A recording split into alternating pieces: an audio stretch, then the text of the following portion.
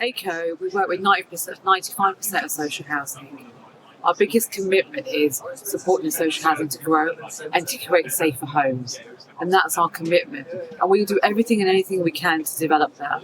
Because a safer home is a safer home for residents, the community, and the sector overall. So what we do is we make sure we provide and manufacture high quality projects, which is done in Shannon. We have a range of fire and CO alarms, and now we've acquired HomeLink in terms of the data analytics, and we've got the environmental sensors coming out. And those are there to improve people's lives and also to keep them safe within their own homes themselves. There's two parts of what we do in that. It's supporting the social housing landlord. But the other biggest part of it is it's great having all these projects, but it can't be achieved if we don't have the true resident engagement. And resident engagement has become a core part of our work. So the work that we do in terms of technology, we have the resident safety app, resident app, that helps residents not just engage, but empower them. Not just change their behaviour once, but to sustain their behaviour moving forward.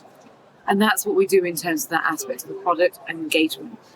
We also do a hell of a lot around thought leadership. And we do that thought leadership is because we work with social housing sector and we know what those key barriers are and those red tapes are. And it's about how we work collaboratively together.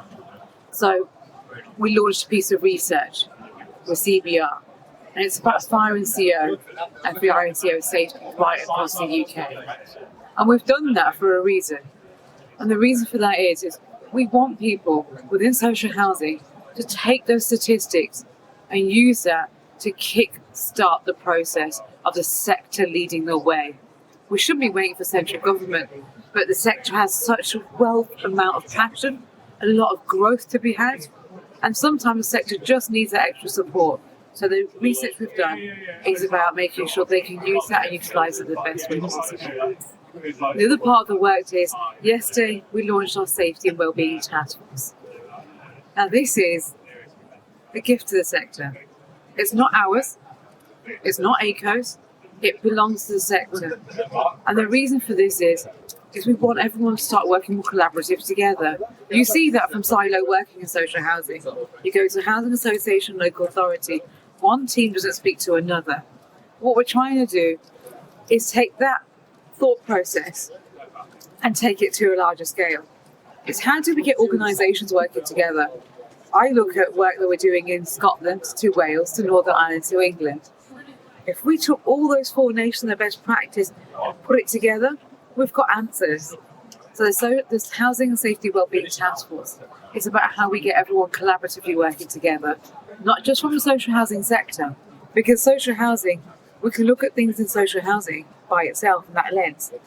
But how do we take the work that's great work's happened in the third sector, charity sector? How do we take that from private sector, but even other sectors, and bring it together? So the Social Housing and Safety Wellbeing Task Force is an opportunity for everyone to work together. And it's just encouraging everyone to come around the table, and it's just saying, it's great what we do, forget who you are and where you're from, and let's look at how we're going to keep people safer in their homes. And it's about how we're going to identify the gaps and address them, and identify who's going to take those next challenges forward. So that's what we're doing with the Safety and Wellbeing Task Force, and those are the key parts of what we do.